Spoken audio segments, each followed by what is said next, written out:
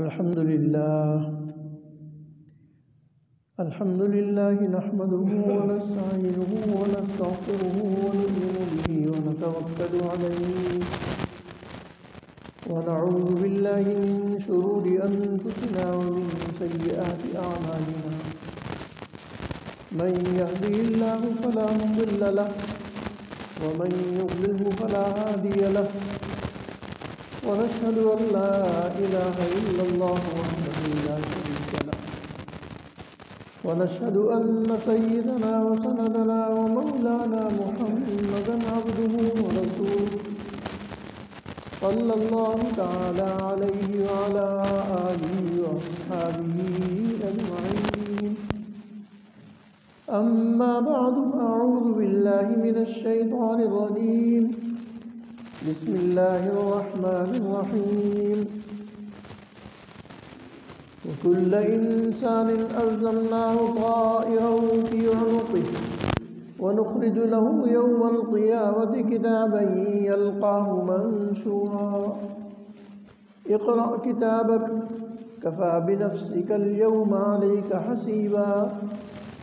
صدق الله العظيم. عزیزان محترم، گزشتہ جمعہ سورہ اسراء کی ان آیات پر کلام شروع کیا تھا. ان آیات میں رات اور دن کے تغیر کے بارے میں گفتگو کی گئی تھی. وَجَعَلْنَا اللَّيْلَ وَالنَّهَارَ آیَتَيْنِ. اللہ کی ان علامات اور نشانیوں سے دنیا کے یہ تغیرات، آسمان اور زمین میں یہ حوادث، یہ واقعات، ان سب پر مختلف اوقات میں اللہ تعالیٰ نے روشنی ڈالی ہے. پھر ان آیات کے آخر میں یہ بتایا کہ ہر انسان کو اس کا اعمال نامہ دے دیا جائے گا.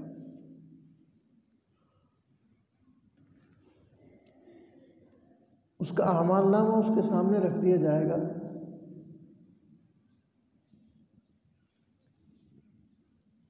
وَنُخْرِجُ لَهُ يَوْمَ الْقِيَامَةِ كِتَابًا. وَنُخْرِجُ لَهُ نکالی جائے گی اس کے لیے کتاب. قیامت میں اس کا کتاب، اعمال نامہ نکالا جائے گا.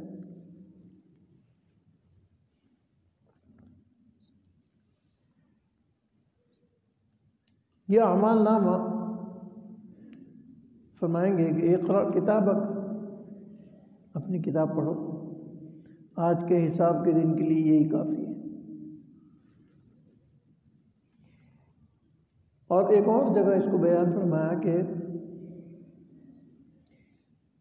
انسان کے ان اعمال کو جو اس نے دنیا میں کیے ہوں گے مشکل شکل میں بھی دکھایا دیا جائے گا،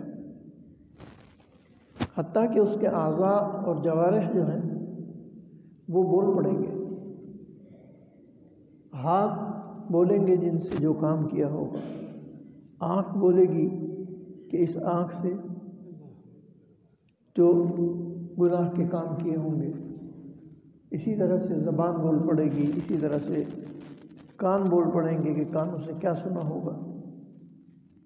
یہ سب چیزیں جو ہیں یہ حجت تمام کرنے کے لیے. در حقیقت اللہ کے علم میں تو ہر عمل پہلے سے موجود ہے، اور ملائکہ جو لکھ کر اللہ کے علم میں لا رہے ہیں وہ دراصل اس شخص پر حجت تمام کرنے کے لیے کہ اقرأ کتابک، یہی تیری کتاب ہے، اس کو پڑھ لے.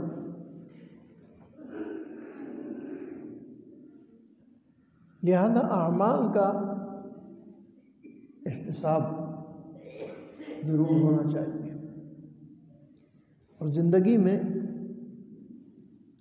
ہر لمحہ اس بات کی فکر رہنی چاہیے کہ اعمال کس درجے میں ہو رہے ہیں اور ان میں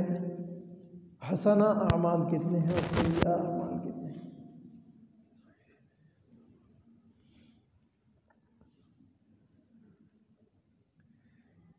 اعمال سیئہ برا کام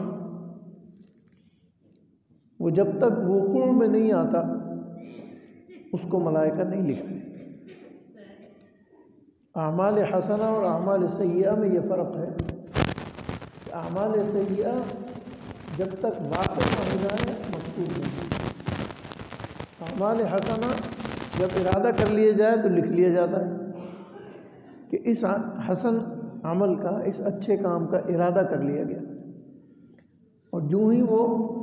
ارادہ وقوع پذیر ہوتا ہے تو اس کو مقرر لکھ لیا جاتا ہے کہ یہ کام جس کا ارادہ کیا تھا واقع بھی ہو گیا۔ من جاء بالحسنۃ فلہ عشر امثالها، پھر جب کوئی اچھا کام کر کے آتا ہے تو اللہ تعالیٰ اس کی جزا 10 گنا عطا فرماتے ہیں۔ یہ تو ایک عمومی قاعدہ ہے، اس عمومی قاعدے میں بہت سے مقامات پر اضافہ ہے۔ یہ وقت کے حساب سے، زمانے کے حساب سے، مکان کے حساب سے اور عمل کرنے والے کی حیثیت کے حساب سے بڑھتے ہیں۔ زمانہ کون سا ہے اس کام کرنے کا، اس حسنہ کا زمانہ کون سا تھا، اس زمانے کا اعتبار ہوگا۔ دن جمعہ کا تھا، دن ہفتے کا تھا، جمعرات کا تھا، اسی طرح سے اس وقت کا مہینہ کون سا تھا، رمضان کا مہینہ تھا، غیر رمضان کا مہینہ تھا، ہر چیز سے اس کی بڑھوتری ہوگی اس کے اعمال۔ یعنی اعمال حسنہ میں اللہ تعالیٰ کی طرف سے جو اس کی جزا ہے اس کے بہانے ہیں کہ یہ جزا عمومی طور پر تو 10 گنا ہے، لیکن اگر یہ رمضان کے مہینے میں ہو رہی ہو، جمعہ کے دن ہو رہی ہو، تو اس کے جزا اور کہیں بڑھ جائے گی، اور لیلۃ القدر میں ہو رہا ہو تو اس کی جزا کہیں اور بڑھ کر چلی جائے گی۔ لا تعد ولا تحصى، شمار نہیں کیا جا سکے گا۔ تو یہ اعمال مکتوب ہوں گے اور لکھے بھی ہوں گے۔ اور اللہ تعالیٰ کی شفقت اور رحمت کا عالم یہ ہے کہ ایک ماں کو اپنے بچے سے جتنی محبت ہوتی ہے، اللہ تعالیٰ کو انسان سے اس سے 70 گنا زیادہ محبت ہے۔ ماں کی محبت سے 70 گنا زیادہ محبت ہے۔ تو یقیناً اللہ تعالیٰ کے ہاں کسی پر ظلم اور زیادتی کا تصور نہیں ہو سکتا۔ کسی کے ساتھ انسان اپنے اعمال میں جتنا بھی غور و فکر کرے گا تو اس کے سامنے اس کے اعمال آئیں گے، اور اس اعمال پر جو اللہ تعالیٰ نے اس کو فضل عطا فرمایا ہوگا، جو اس کا درجہ عطا فرمایا ہوگا، جب وہ دیکھے گا تو اس کے تصور سے کہیں زیادہ ہوگا۔ من جاء بالحسنۃ فلہ عشر امثالها ومن جاء بالسیئۃ فلا یجزی الا مثلها وهم لا یظلمون۔ فلا یجزی الا مثلها، اتنی ہی جزا دی جائے گی جتنی برائی کرے گا۔ اللہ تعالیٰ کے ہاں حساب نیک اعمال کا جو ہے وہ تو بے شمار ہے، اور بدی کے اعمال جو ہیں ان کو اللہ تعالیٰ بدی کے برابر ہی تولیں گے کہ یہ بدی کا یہ عمل ہے تو اس کی یہ۔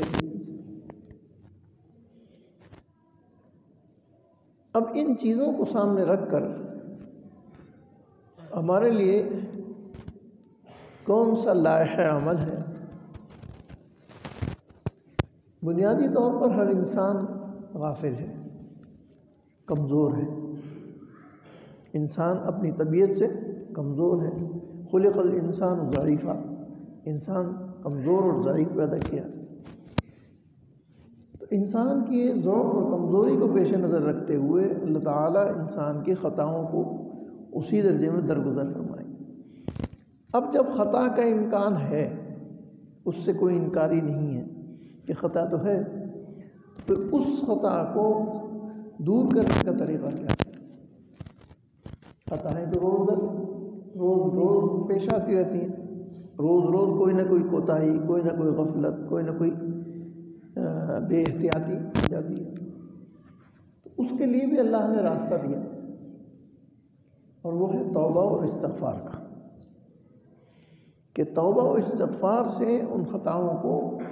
مٹایا جا سکتا ہے، اور نیکیاں کر کے ان سیئات کو بھی ختم کیا جا سکتا ہے، کیونکہ نیکیاں جو ہیں وہ بدی کو کھا جاتی ہیں۔ ان الحسنات یذہبن السیئات، نیکیاں جو ہیں وہ برائیوں کو ختم کرتی ہیں۔ تو اگر کوئی برائی سرزد ہو گئی ہے، کوئی غلطی، کوئی کوتاہی سرزد ہو گئی ہے، کوئی شان میں گستاخی ہو گئی ہے، کوئی بے احتیاطی وارد ہو گئی ہے، تو اس کا ایک حل تو اس سے استغفار اور توبہ ہے، کثرت سے استغفار کی جائے، اور اس کے لیے آسان لفظ ہے استغفر اللہ ربی من کل ذنب واتوب الیہ، اللہم انی اتوب الیک من المعاصی لا ارجع الیہا ابدا ولا اعصی لک امرا۔ اور جب یہ کلمات کہے جائیں تو یہ بھی نیت رکھی جائے کہ آئندہ کرنے کی کوئی ارادہ نہیں ہے، آئندہ کی کوئی نیت نہیں ہے، آئندہ بچنے ہی کی ضرورت ہے۔ اللہ تعالیٰ توفیق عطا فرما دے، اللہ سے اس بات کی توفیق مانگی جائے کہ اے اللہ میں نے یہ استغفار کیا ہے، اور اس استغفار پر قائم رہنے کی توفیق عطا فرما، اس توبہ پر قائم رہنے کی توفیق عطا فرما،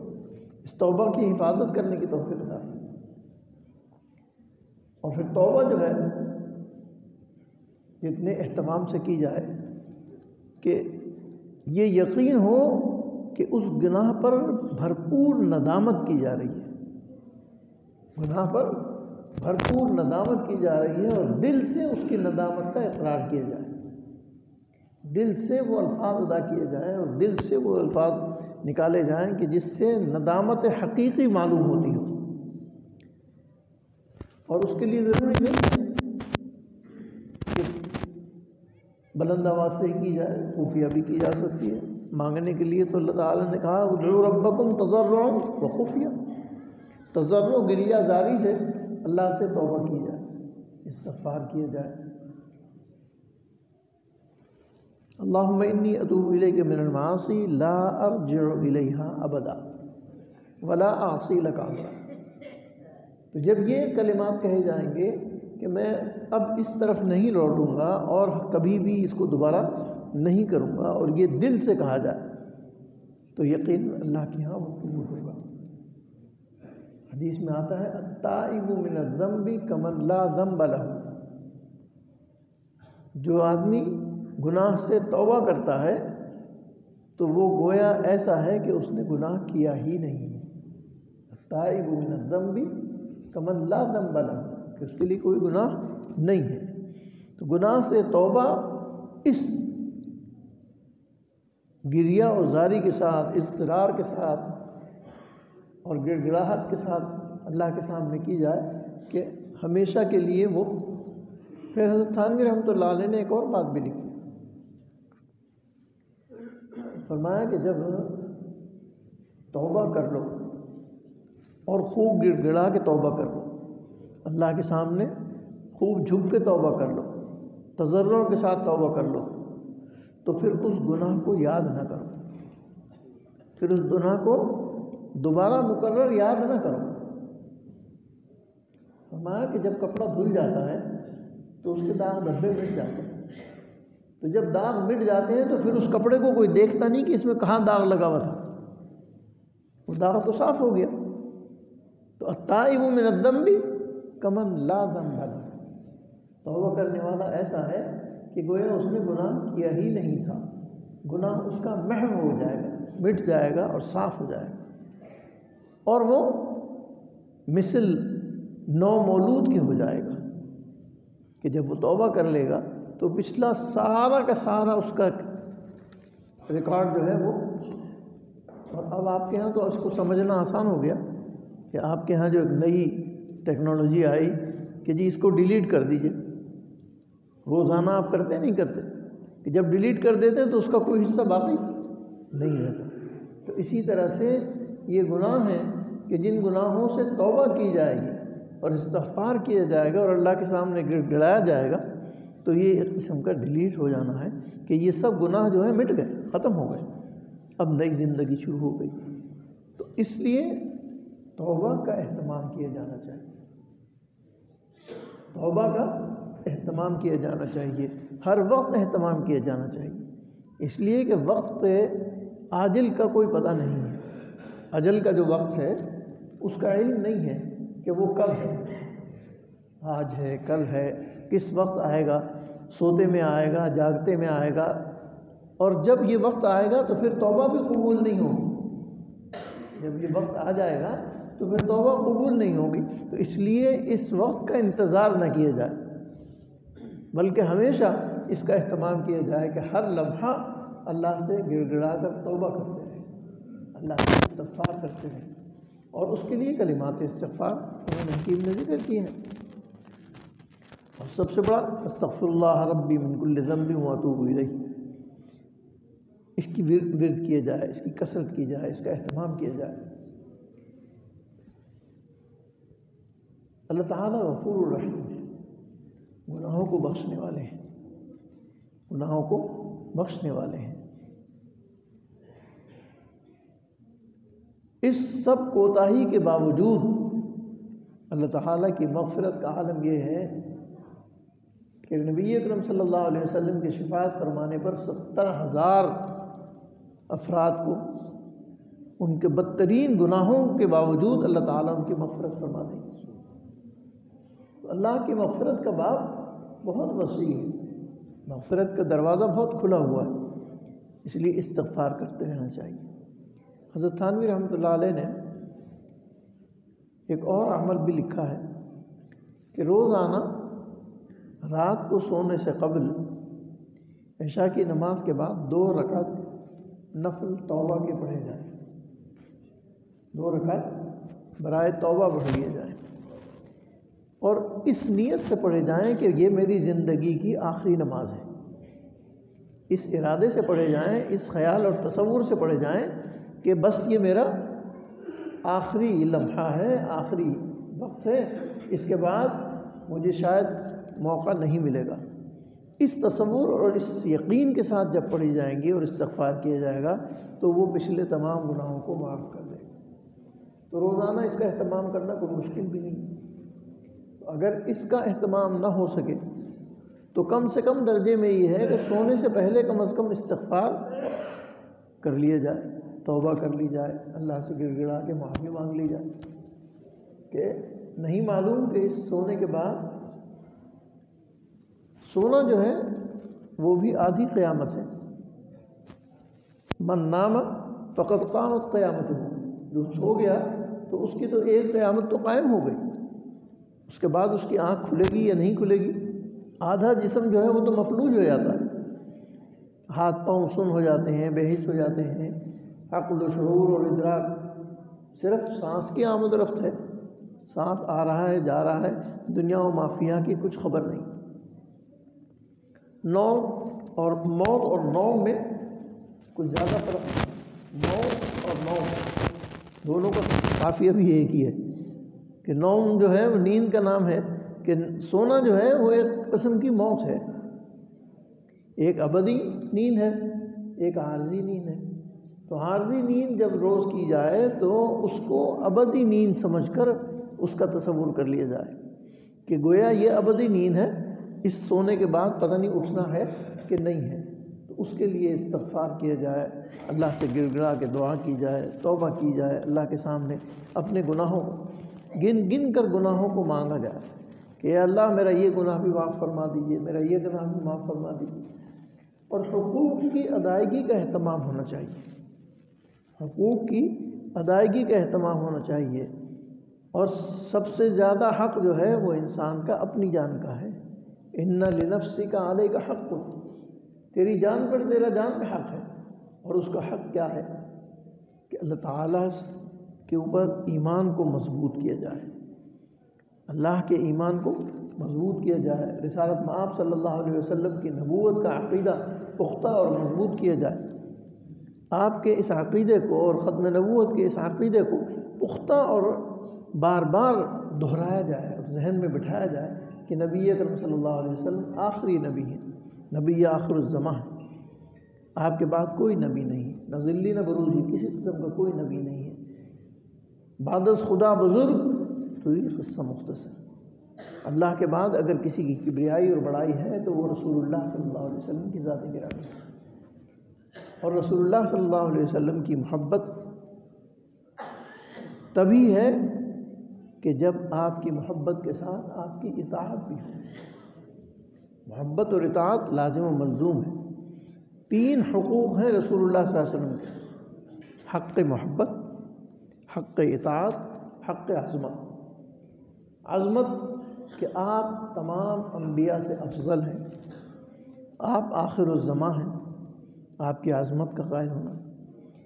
آپ کی محبت لا یؤمن احدکم حتی اکون احب الیہ من والدہ وولدہ والناس اجمعین، دنیا کی ہر چیز سے زیادہ آپ محبوب ہیں، اولاد سے بھی، ماں باپ سے بھی، عزیز و اقارب سے بھی، اہل و عیال سے بھی، سب سے زیادہ محبت آپ صلی اللہ علیہ وسلم کا حق ہے۔ اور اطاعت، اور یہ اطاعت اگر ان 2 چیزوں کے ساتھ ہوگی تو اعلیٰ درجے کی ہوگی۔ اگر صرف محبت ہے اور اطاعت نہیں ہے تو محبت قابل قبول نہیں ہے۔ ایک چھوٹی سی بات سنا کے بات ختم کرتا ہوں۔ ایک بڑا شاعر تھا اور بڑی نعتیں کہتا تھا، اس کی نعت سے کوئی گاؤں کا آدمی متاثر ہو گیا، تو اسے خیال ہوا کہ اس شاعر کی زیارت کرنی چاہیے جو اتنی محبت کا اظہار کر رہا ہے۔ تو معلوم ہوا کہ یہ شاعر تو ایران کا ہے، فارسی زبان کا شاعر ہے۔ تو یہ شاعر کی زیارت کرنے کے لیے چلا گیا، پہنچا تو دیکھا کہ شاعر جو ہے وہ نائی کے سامنے بیٹھا داڑھی منڈا رہا ہے۔ تو اس کو بڑا صدمہ ہوا کہ میرے ذہن میں تو یہ تھا کہ یہ رسول اللہ صلی اللہ علیہ وسلم سے محبت کرتا ہے تو اس کی شکل و صورت بھی رسول اللہ صلی اللہ علیہ وسلم جیسی ہوگی، اس کی وضاقتہ بھی ویسی ہی ہوگی، اس کی عادت اور اطوار بھی ایسے ہی ہوں گے، کیونکہ جو محبت کرتا ہے وہ اس رنگ میں ڈھل جاتا ہے۔ تو اس کو بہت افسوس ہوا اور بہت صدمہ ہوا۔ تو اس نے کہا آقا ریش میں تراشی، آپ داڑھی منڈا رہے ہیں؟ میں تو آپ کے بارے میں بڑے تصور لے کے آیا تھا، آپ کی عظمت کا تصور لے کے آیا تھا، اب مجھے تو بڑا صدمہ ہوا، آقا ریش میں تراشی۔ تو اس نے کہا کہ بلے ولیکن دلے کسیرا نمی خراشا، ٹھیک ہے کہ میں اپنی داڑھی چھیل رہا ہوں لیکن کسی کا دل نہیں چھیل رہا۔ ولیکن دلے کسیرا نمی خراشم، شاعر تھا نا، شاعری زبان میں جواب دے دیا اس نے، ولیکن دلے کسیرا نمی خراشم۔ یہ بدو بھی، یہ گاؤں کا آدمی بھی، یہ تو حقیقی محبت رکھتا تھا نا، اس کا جواب سونے سے لکھنے کے قابل ہے۔ اس نے کہا کہ آقا ولیکن دل رسول اللہ روز می خراشم، آپ رسول اللہ صلی اللہ علیہ وسلم کا دل تو روز چھیل رہے ہیں، نافرمانی کر کے، معصیت کر کے رسول اللہ صلی اللہ علیہ وسلم کو تو روز تکلیف پہنچا رہے ہیں، ولیکن دل رسول اللہ روز می خراشم۔ اس پر شاعر کو ندامت ہوئی اور اس نے توبہ کی اور اس نے کہا کہ آئندہ انشاءاللہ یہ عمل نہیں ہوگا۔ تو ولیکن دل رسول اللہ روز می خراشم۔ تو ہمیں اپنے اعمال پر غور کرنا چاہیے کہ ہمارے عمل سے رسول اللہ صلی اللہ علیہ وسلم کے دل کو کس قدر تکلیف پہنچ رہی، تو پھر محبت کا دعویٰ بیکار ہے، بے فائدہ۔ جس سے محبت کی جاتی ہے اس کے لیے سب کچھ فنا کیا جاتا ہے، جس سے محبت کی جاتی ہے اس کی اطاعت کی جاتی ہے، اس کی فرما برداری کی جاتی ہے۔ بس اللہ سے دعا کیجیے کہ اللہ تعالیٰ توبہ اور استغفار کی نعمت عطا فرمائے اور رسول اللہ صلی اللہ علیہ وسلم کی کامل اطاعت کی توفیق عطا فرمائے۔ صلی اللہ تعالیٰ علی خیر خلقہ محمد و آلہ و صحبہ اجمعین۔